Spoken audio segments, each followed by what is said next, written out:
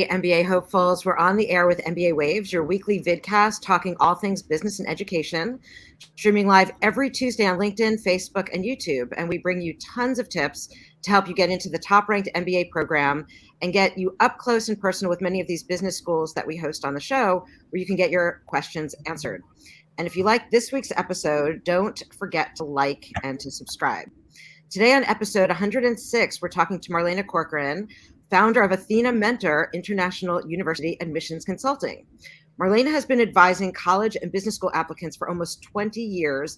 And then as of July, people who are interested in international business education can follow her on Forbes.com. Marlena is an old friend and a colleague of all of ours. And so we're so excited to have her here. So a super warm welcome to our co-hosts and to Marlena. How is everyone doing? Great. Hi, Bara. Really well, and looking forward to helping some young people get started on their early career business education. Krithika, how are you doing? You're muted. Same here. Super excited to be here. Great. Well, it's so great to see everyone. Feels like we just saw each other all in New York, and now we're in our respective corners of the world. So showing up on MBA Waves is really heartwarming. Some college graduates are clearly more interested in business education, but at MBA Waves, we know that that MBAs might be more suited for someone with higher work experience. So can we talk first about what some specialized master's degrees that college graduates can consider to enhance their career prospects in business? So many people are interested today in a business career, and they hear about it already when they're teenagers. So they feel ready to roll, and they don't want to wait for the traditional path of putting in 2 to 5 years of work experience and then 2 years in a classical gold standard MBA program. They want to get going, and that's what the specialized master's degrees are all about. And I'd say there are 3 kinds. Historically, the quant-heavy degrees, finance, accounting, analytics. So those are sort of classical master's degrees in business. And then lately, there have been more generalized masters in management that give college graduates the skills that they need for that first job. And then there are very specialized degrees in qualitative management and data analytics. So those are all degrees that don't require the same scope and overview of an MBA education. They're highly focused, and they really help people get that first job. Adding on to that, I think some of the young college graduates think that they may like a particular field when they start in it, but then they realize that that's not for them. So, for example, especially in India, where they do a lot of engineering degrees, they go into something as specialized as chemical engineering, civil engineering, and so on, and they realize that that's not for them, and they want to make the pivot to business education as soon as possible. So I agree that um, the Masters in Management program, which has been in Europe for longer than in the US, is something that's so popular. It just gets them those entry into the field of management, which they would not otherwise get. That's super interesting. So when do students start? When do you start working with students on some of these programs as compared to the MBA students?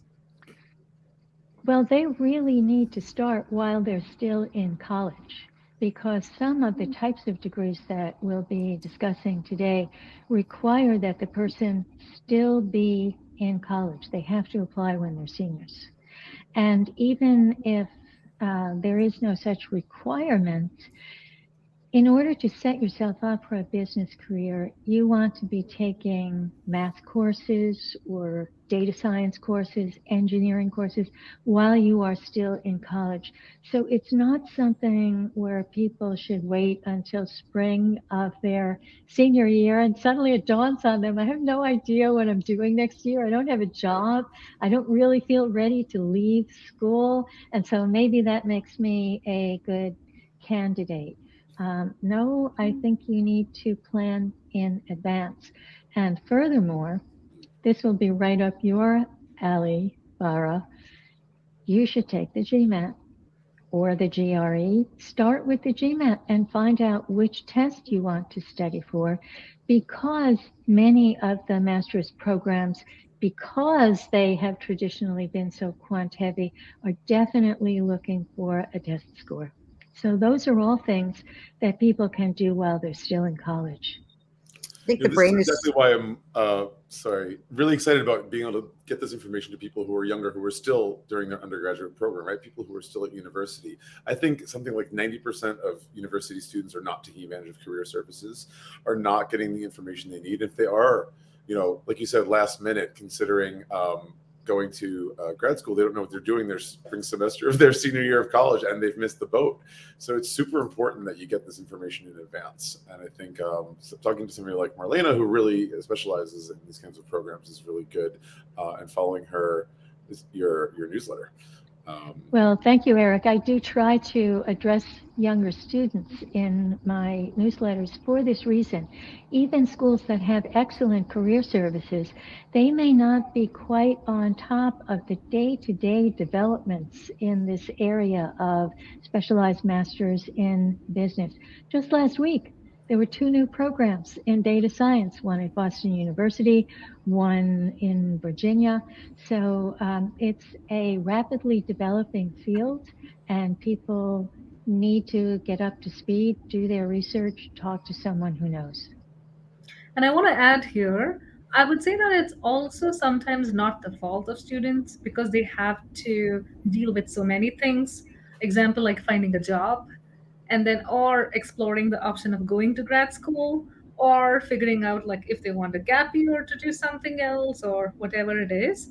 So I wouldn't necessarily blame students for taking the decisions to going to such programs a little later. But what can help them, and I think how they need to start thinking about it, is really planning for their exit from college right in their sophomore year or something, so that it becomes easier for them. Definitely. 100%. I You mean, need an exit strategy from college. And one thing to mention about taking a gap year is that often students will think, yes, I'll take a gap year, then I don't have to think about this until next year. Well, no, because if the deadlines are in, say, September, October of the year in which you have just graduated in June, you need to really work over the summer to get those applications ready. You can't wait another year or you'll wind up taking gap year number 2. yeah. And for that reason, I think it's probably better to take a gap year during university, like between your sophomore and junior years. You have that time to reflect, maybe do some travel, figure out who you are, I mean, you're at this very critical age where you're becoming the person that you're going to be for the next, hopefully 60, 70 years. And figuring out who you are, what you want, what's going to drive you every day to get up in the morning and go to work is so important. I feel like, especially in the States, there's such a pressure to go to college right after high school without really thinking about what career field you're going into. And you're just kind of I found most people are kind of just coasting and not getting the advice from parents or counselors that they need to be successful.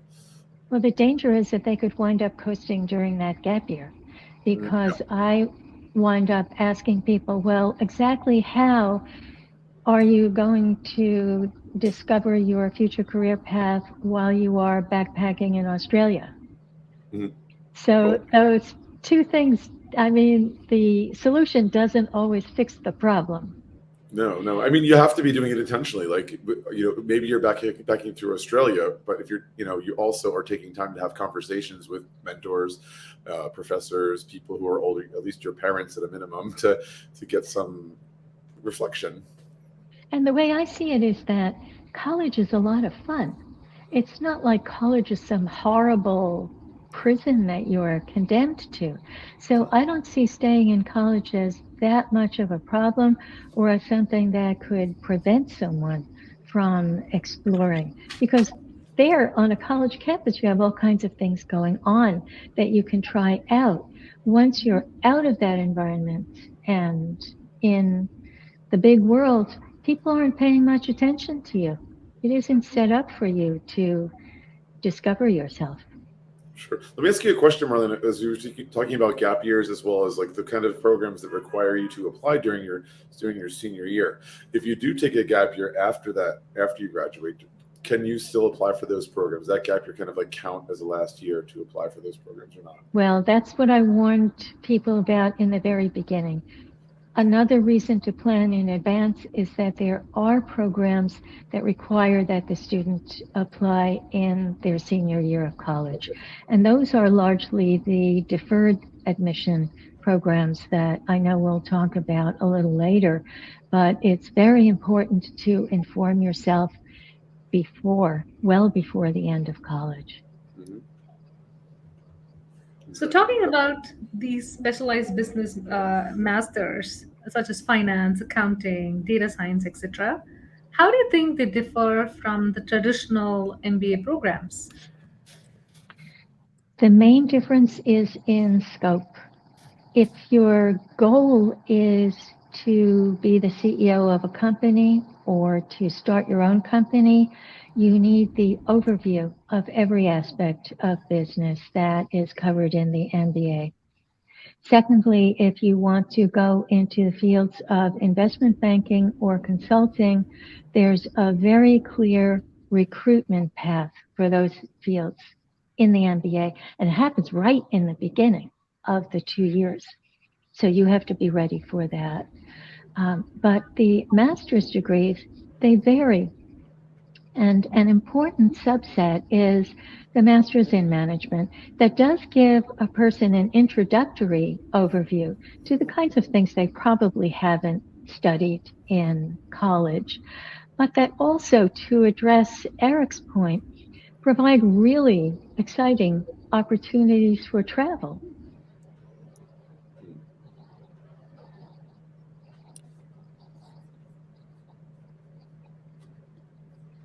So if you know that you want to do something that's very focused, finance, accounting, even sustainability, a master's degree might be the right path for you. And let's mention again that they are one-year programs, whereas an MBA is likely to be a 2-year program. What was the program that they were talking about at Cornell, the tech? Does that fit within some of this that we're talking about here? I called them this morning, as a matter of fact. Yeah. That was wonderful. Because I wanted to make sure I was pronouncing it correctly, and I'm afraid I got a bit of a caricature of an engineer who answered the phone. I called NYU, and they said, NYU Stern. I called Columbia Engineering. Hello. So I said, well, I'm calling to find out how to pronounce the exciting program that Dean Maglaris told us about at our conference 2 weeks ago, where you get a master's in an MBA, a regular MBA, plus a master's degree in engineering. And it's spelled MBA XMS. And he said, well, X is usually pronounced X, right? So he said, maybe you should call the business school. So I would recommend that for your point of contact in dual degrees or the exciting new pairing with engineering, call the business school, because they really have the overview. And as the dean was telling us, at Columbia, they believe that every company today is a tech company. So it's imperative for people, even if they don't really think of themselves as tech people, to consider at least knowing what's going on in the engineering department. And Bara, I'm sure you remember the dean saying that his focus on climate and the Yeah, importance of not only inventing things that can help in the engineering department, but enlisting the business students who can bring those new products and services to market. That right. this is really a winning combination for the future. And I think you'll find quite a number of schools building programs that train people in both areas. Yeah, I think they said that about the medical school too, right? That they were talking Mm-hmm. about how these hybrid programs are so important because we're not just a global world, but we're also a hybrid world, right? Where all of these different programs really you learn from each other. And I think in all of the courses, well, not the courses, but the workshops that these schools, Cornell and Columbia, offered, and I heard that the Yale program also, that they really emphasize that kind of diversity and eclecticism. So I found that to be super exciting. It made me want to go back to Yeah, yeah, school. definitely. And I think that the big problems in the world need big vision to solve them. They need big solutions. Yeah, one Right. thing that came to mind when we were discussing this is about the cohort size of these master's programs compared to traditional MBA programs. They're much smaller, so that fosters this kind of focus on, I would say, specialization or even the interdisciplinary focus that they would need. So, Marlena, what are some examples of universities that you recommend for these master's degrees? Well, to get a sense of just how many degrees and the variety of degrees, you could start with NYU Stern.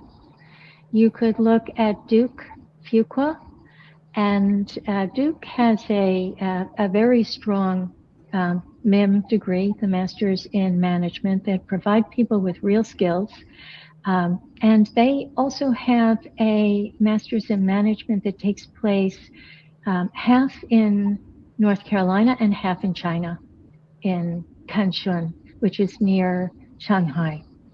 And a real advantage for young people concerned about their job search is that, as Fuqua says on its website, if you enroll in the Duke Kanshun program, you acquire 3 new networks. The MIM program at the Duke home campus, the Kanshun program in China, and your Rolodex will then include Duke University as a whole. And for that reason, I'm very much in favor of students looking at programs that are associated with prestigious, high-powered universities. Because, as Bara was saying, the kinds of problems that employers need to hire for and governments need to hire for are interdisciplinary, and the resources of a traditional university are irreplaceable. So, as we heard also at the Yale School of Management, when Bruce Delmonico, the dean there, was talking about electives for the MBA program, he doesn't care if people take all of their possible electives in Yale departments outside the School of Management. So that's another way to get that really broad sense of what a particular person needs to work on a particular problem. So talking about like advantages, right? What would you say, Marlena, are some advantages of pursuing the Master in Management, also known as the MIM program in Europe, offer to early career professionals? Well, as you know, Eric, the bachelor's degree in Europe is almost always a 3-year program. So it goes by in a flash, and it is typically specialized to a department.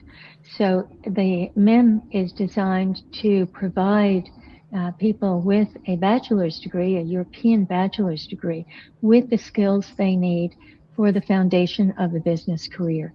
Because with a bachelor's degree, I think for pretty much any field in Europe these days, it's not what it used to be when it was a 4-year an often longer degree. People feel that they need a master's degree. They just don't know what. And as far as addressing the need to find a first job, well, people, they want to go into business, but they dread starting at the bottom. They don't really feel like working their way up. And as one student said to me, well, I don't know how in my first year out of university, I can get the kind of experience and responsibility that the top MBA programs are looking for. What can I do to start on a rung slightly higher up the ladder? And I think that the MIM is great at that. And students would be well advised to check the employment records of the MIM programs. I was doing that just in preparation for our talk today. And it's quite astonishing that the highly reputed MIM programs have placement records in, it's almost 100%, that 6 months after graduation, close to 100% of their graduates are either working or pursuing another degree. Interesting. There was this program when I was younger. Yeah. So I'm not being facetious when I say that a great reason to get a MIM is if you need a first job and an interesting first job. I can speak a little bit more in detail. In France, obviously, I've been living there for 13 years, and I think it's true in a lot of European countries where what is called the MIM today is the ancestor of this program is some of the more historical, prestigious programs in that country. So, for example, we call this Grande École. Grande École literally translates to great school, and you could kind of look at it as the Ivy League of France. You've got a handful of these in business, some in medicine. They're across different industries. But these Grande Écoles they've been around for at least 150 years, and they are considered the most prestigious schools, more than universities, right? These are like the elite schools. And as we've become more global, speaking about globalization, France has taken the decision to kind of harmonize them into this system called Master in Management, right? In terms of, at least with the business schools. So schools like HEC and ESSEC and ESCP and stuff, they all have these MIMs that are also locally known as Grande École. And because of this historical prestige and the reputation and the long line of alumni that have come from these programs, this reputation is really high, and that plays very much into the placement rate.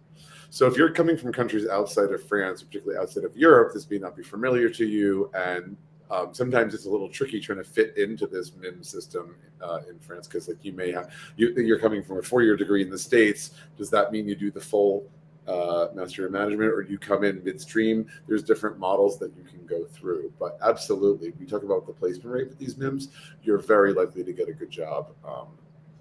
Within a couple And that's also the reason why programs which didn't have a MIM are starting. For example, INSEAD has a MIM program which has been, I think, 3 years now. It's the third cohort is coming in, and so on. So it's a good time. And even the US didn't traditionally have like a MIM, but there are more and more programs that have a strong undergraduate business class, also looking at a MIM, like Ross and You're absolutely right. Like INSEAD wants in on the MIM game, right? It is a market share that they don't want to miss out on. But to add more confusion to this French system, a Grande École is not just the program, it is also the system of schools. Like I said, it's kind of like the Ivy League. So it's a system. It is the school itself, and it is the program. So it gets a little bit confusing. But INSEAD is actually not a Grande École itself. Right. Even though INSEAD at the MBA level is widely known as one of the top European business schools, it is actually not a Grande École. It is formed more recently. It's actually a result of the Marshall Plan, which is a whole historical thing, post-World War II, right? So, but HEC and ESSEC and many others are these Grande Écoles. It's interesting. People sometimes get confused. I think it's very important when you're considering the reputation of a school, or a program, I should say. It can vary from program to program. In other words, an MBA at a particular school may be here, but the MIM might be here, or the other way around. And so it's important to look into the detail of not just the ranking of the school, but of the programs. It's rarely such a difference between the reputation of the school and the reputation of the MIM. I checked those statistics recently too, and the top 25 MIM degrees, almost all of them, at least the top 17, are associated with universities you would recognize too, For or sure, else the they are majority one of are. the grandes écoles. Majority are, but there definitely are some exceptions. You definitely want to make sure you do your research. You do, yes, absolutely, yes, and I'm a product of one of those grandes écoles, the Ah, Normal Supérieur. It's for, it trains the professors, France, but there was no talk about business there. Everyone intended to be a professor. But that's an example of a brilliant school with a very deep Rolodex, but no practical training. So I really don't know what's going on there these days.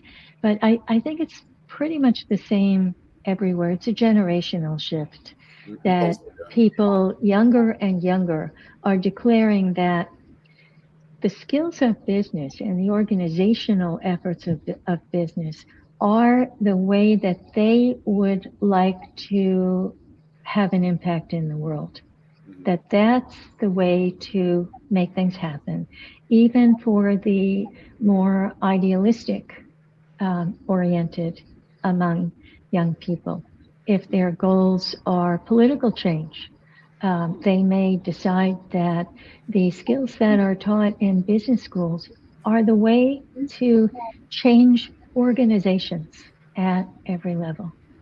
It sounds it sounds like it's an orientation, right? Like a filter or like a perspective to actually navigate through the world, right? Like I know that some of the schools that spoke to us when we were in New York talked about, you know, the government officials going through their business schools, right? They were talking about these, it wasn't just that they were going to political science or government or an other kind of, or law even, but they were actually moving through business school. And we've seen that, you know, with our, you know, I won't comment on it, with some of our our presidents here who have gone through business programs, but you know, it's been super interesting. There, that idealism that you're talking about, like it feels like it really brings a spark when you look at it through a business lens, because the way that it affects people, it's not in the turrets of academia, but it's actually out in the world of consumer. You know, Bara, like I think of like an MBA, for example, is more than just a degree. It's a mindset. And it's about they're training leaders. It's not just about like being good at a specific task. You're more in that managerial, I call it the balcony level, where you kind of have an overview on a lot of things. You're not doing the nitty gritty, but you have this perspective, and that's the mindset. And as we were speaking about all these French schools last week, we had Polytechnique on, and Polytechnique is one of the grande école in engineering, and they're best. You know, there's another one called Centrale. They're also fantastic. They call it engineering, and they've pivoted to include this executive master. That's what they call it. It's kind of like an executive MBA. For India, Krithika, you had a comment that it was like, what was the name of the program they have in India that's very similar? Oh, it's not in India though, but it's in the US, the Masters in Engineering Management. Oh, I think you said it in India. Yeah. Well, I think it's interesting that at every stage of life, there is an appropriate retooling facility. And I think that that's what we're going to see more of in the future, that it's not as if people get educated for one specific thing and then that's it. They're a carpenter, just like their father, for the rest of their lives. But that at different stages. Yeah. Well, look, as the world evolves, society evolves, needs change, technology changes, and schools respond to meet those needs. But also schools have the unique capacity to set those tones to create that change. So it's sort of circular, the way you see it. And like when you went to Normal Supérieur, yeah, France has all those abbreviations and funny little, which is also funny because if you think about it, is it normal or is it superior? But and there's a historical reason why it's called that, but it is one of the most respected institutions in France. And what the needs that they served when you were there, not very long ago, have changed. Yeah. I also think that there is a role for people who and I would include myself and the école normale supérieure for people who are more reflective and more theoretical and more analytical and do not share the bias for action that is characteristic of business school. I think we need both kinds of people in the world. Yeah, different leadership styles. Mhm. You know, people who The are other more... other thing. Sorry, go ahead, Eric. No, it was making me think of that one of those like kind of leadership personality tests. In French, it's called arc-en-ciel, so it means like rainbow, and you have like the red, yellow, green, blue. Have you seen these tests? And Yeah. it's like, are you more task oriented or more relationship oriented, like people oriented? And the different degree to which you're one or the other kind of put you in these categories. And it's a little bit artificial, but it does give you a lot of questions to think about and helps you reflect on what is your leadership style? How do you communicate? What motivates you? What are your fears? And if you're managing people, to understand the mindset of those other people on your team to help, lead them. You have to understand how they think. And so it's a good tool. It's not a science. It's more of an art than a science. But I fully agree with you, Marlena, that you need people who are on the more reflective side that are not just like, go. There's the type A's. It's red. Yeah, the fail fast. It's just not me. Right. Yeah. Yeah, I was but going one to of ask.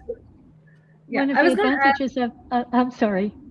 Go ahead, Krithika. Yeah, thanks, Marlena. I was just going to add that, another thing that we see more often is the reason people don't want to get that work experience is that it necessarily doesn't help them accelerate in their career journey. Yeah. Because the traditional path as we knew it, saying that, oh, you're going to like work somewhere for 2 to 5 years and you're going to get the skill set and you're going to just go like shoot up to the top level doesn't happen any longer. And they need more skills which are more, I would say, technology oriented, or for the younger crowd for them to pick up and run, because we need different the jobs today are so different.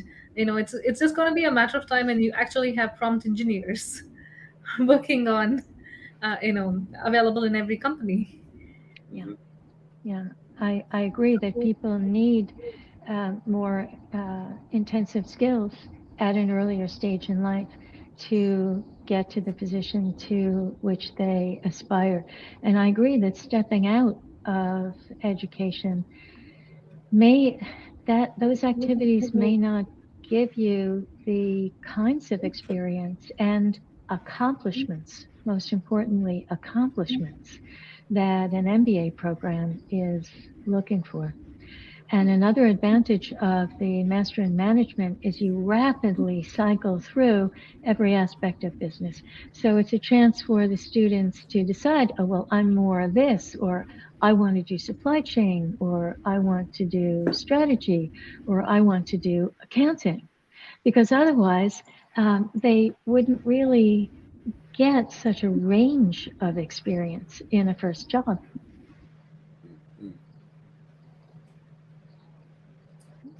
So we're talking about these skill sets, Marlena, and the retooling also. And we've had a couple of episodes talking about AI and about all these different pieces. So I think it's also we're at an interesting time as we're pulling this together. What are you noticing about the unique features of these programs that candidates like? And is that changing? Yes. I think that candidates today and young people today are globally oriented, and most of them expect to have some international dimension to their careers. And the other thing is, let's face it, they like to travel. So the opportunities that many of the master's degrees offer to spend part of your time somewhere else, and some of them are even constructed that way, you must spend time somewhere else. This is really appealing to young people, and it makes them a person with a different sensibility that is valuable in a way that a chatbot is just never going to be. It lacks the Texture. what we in German call texture is good, Spitzengefühl, the finger experience, and also the humility, the experience of being dropped somewhere where you really don't know what's going on. and everybody else does. And honestly, I'm all in favor of international experiences that are uncomfortable. If they're not, then it's not really a growth opportunity. If it's still comfortable, you might just as well have stayed home.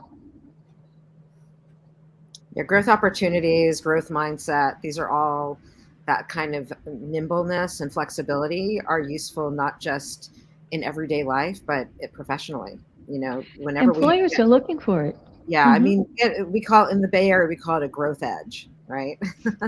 That's what they like, lean into your growth edge. So that's I think that is super important in today's world for sure. And thinking about, candidates have options between a MIM and also a deferred MBA. So when do you think they should consider that? Such an important question, because the MIM is designed basically to be an add-on to a bachelor's degree, an immediate extension and preparation for the world of work. The deferred option, well, let's look at it for a moment from the school's point of view, because after all, they're doing this for a reason too. They are securing talent. Now, of course, a person could decide they don't want to accept Northwestern's offer. The Kellogg School of Business is an example of a deferred program. Or a senior at NYU might qualify for NYU by NYU and be assured of a place at Stern, and then decide maybe not. Maybe it's time to leave the folds for a while. And I think that must happen in the typically 2 years between the time a college senior gets the offer of admission from a school and the time that they actually enroll for their MBA. They may change their minds, but it gives them a sense of security in taking risks with what they do with those 2 years, because they know that they have that ticket. So, Marlena, how would you say pursuing a degree directly after college would impact one's career progression compared to going for, gaining that work experience first and then going for the MBA? Well, I like to take the long view, being the theoretical type. So I asked not only what is the immediate positive result, and it's pretty positive. As I said, the success rates, placement are close to 100% in the MIM. But look, what are the roles and the salaries of people 5 years out, 10 years after the degree? And I think there you start to see a bit of the MBA degree pulling away in terms of career, position, role, salary. So at the beginning, I think it sounds pretty good to most college students to think, well, after a year in a MIM program, I could be making, say, $80,000 a year in a job that I kind of like. That's great. And I think that is both the promise and the fulfillment of the MIM degree. I think that the main question to ask yourself if you're a student is, do I want to be head of a department, say the Department of Health Analytics or the Department of Accounting, or do I want to be the CEO of the company? And that's how to decide whether you want the master's degree or the MBA in the long run. It's a very hard question to ask yourself when you're 21, or whatever you may be. How do you know where your limits are? What is the ceiling to your aspirations? Because for some people it's like, yeah, dream big and say whatever you want. Other people are like, I don't want that kind of responsibility. Like, I'm very content at the departmental chair or director level. Well, also, you're not blocked. I think that up until a few years ago, a person with a master's in management, MBA especially top MBA programs, would be thinking, well, why do you need another degree? But I think that's less and less the case. Oh, I So see the loads path of people to with masters an that do it. MBA is not blocked No, because you got a MIM, especially definitely. if you're clear on what you need that's different at this later stage of your life. Sure. Like, yeah, be able to articulate that added value. Like, why are you going for this at this point in your career? It's just there's the financial investment. And that's like, some people would say, well, why would I do that twice? It's a waste of money, maybe a waste of time. But let me tell you, I would say maybe like 40% or more of the people I see going for MBAs have already in Europe. Mostly I was seeing that in Europe. People have a master's also. Yeah, and I wanted to say that some of the programs like it when their MIM students come back for an MBA, especially in the US, they are willing to even shave off 1 year. Example, Kellogg. So you don't have to do the traditional 2 years, but you could just jump into the second year of your MBA directly. That's one option. So I recommend deferred MBA to people. On a practical level, I say that do you already have a job? For example, someone says I got into consulting or something of the sort, and if it's a path where you need an MBA later on and you know that you're definitely going to go, that's one time. And then also for some people who are probably very confused as well, I say, like, what are you going to lose in trying? Because some of them are very confused about having multiple options ahead. And there's nothing to lose in such a program where they have the opportunity to go explore maybe one career path, maybe another career path. I had this one person do volunteering in Africa for 1 year during this time before they joined their deferred MBA as well. So I feel that the MIM also helped them in their career paths ahead. Well, that's a perfect example, Krithika, of being free to do something you might not have chosen to do if you weren't assured of the deferred admission to an MBA program.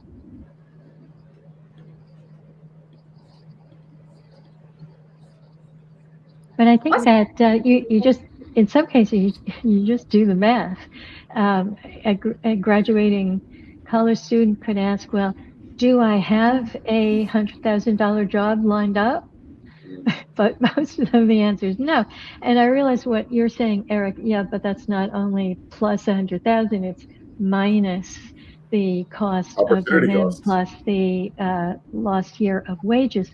But again, I would say carry that forward.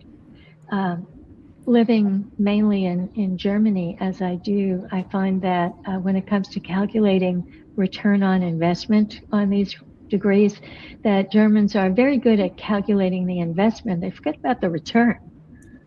Yes, it's going to cost this, but take a look at how that plays out later. How are the scholarship opportunities at MIM programs? Is it like all over the place, or I don't know if any of you know anything about that, but I'm curious how that plays out.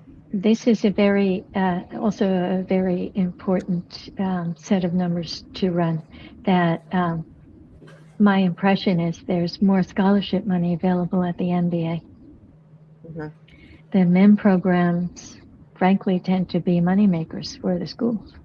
Exactly. They're the MBA programs are the school's prestige. They're their flagship program often, but yeah, they'll have more scholarships to draw people, the top talent, right? That's what they want in their flagship. Mm-hmm. And as you said, the younger the programs, so the bachelor's even more so their cash cow, right? It's about volume. But there can be a range of scholarships that I've seen, but definitely more at the MBA. Yeah, I was also going to say that the cost can also be a factor. MIM cost versus a deferred MBA cost later, in terms of it, where you're literally putting down about $225,000 versus $60,000 in the US for the MIM, right? So what other factors do you think, Marlena, are needed for someone to consider between A, a specialized master's degree, or B, a MIM, or C, and a deferred MBA option? Well, I'd like to mention another advantage of doing a MIM, that it's a chance to recuperate the shortcomings, the possible shortcomings of your college experience. or if you didn't even register for the kinds of classes that will give you the quantitative background that you need later for an MBA, this is a chance to either polish up your record or develop that record. A stepping stone to an MBA. Yeah. I think that people can do that on their own. And I'm actually a fan of the standardized tests. I think that it's a wake-up call for people to sharpen their critical reasoning and to bolster those mathematical skills. And to my mind, of course, being the kind of person I am, they're the same. Whether you're testing it in words or numbers, it's logic. And I think that studying for the test and getting a really high score could compensate for your possible deficiencies in college without having to do a whole other year of school. But few are the people who are that motivated to sit down and do it. It's all these tests are coachable. All these tests are, and you're learning skills and demonstrating that you can do it. It's we always say on the show, like, the way that you do the application, the way you do the test, that's how you do business school. That's how, so you can be smart about it. If you get, as you were saying, someone wrote me today saying that they were working on their test on their own to see how far they got. And I'm like, because they're really short financially and they didn't want to pay yet for test prep. And I said to him, if you do really well on the test, that's going to help you get scholarships. Like, if you pay up front, for an admissions consultant and the expertise that we all bring to the student, it winds up paying off exponentially when, in many cases. So yes, that's also there. People don't realize, how many times have I been told, yes, I'd be interested in hearing what you have to say about how to get scholarships. And in the next paragraph says, oh, yes, but the schools I'm applying to, the GMAT is optional. Well, it's optional, but especially when it comes to scholarship money, a solid test score will show the school that you're one of the people they want the most. And those are the people to whom they offer money. Absolutely. Do you have a piece of advice that you would share with early graduates? Start sooner. Don't wait until you graduate.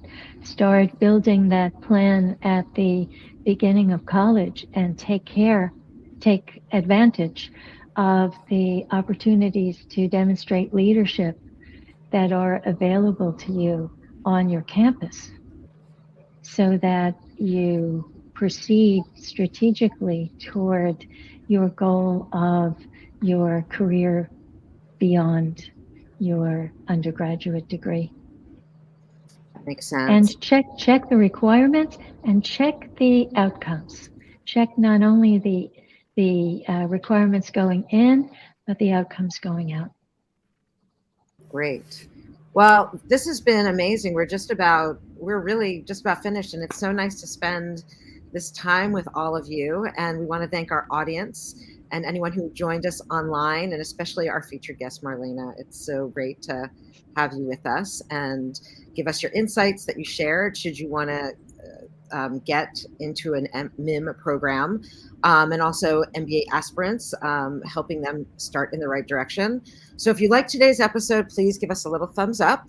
And we're always open to your comments, suggestions, thoughts about different episode themes, schools you'd like us to talk to, test prep companies, testing companies. So be sure to subscribe to MBA Waves to stay on top of all of the latest trends and news in the world of MBAs, business, and education.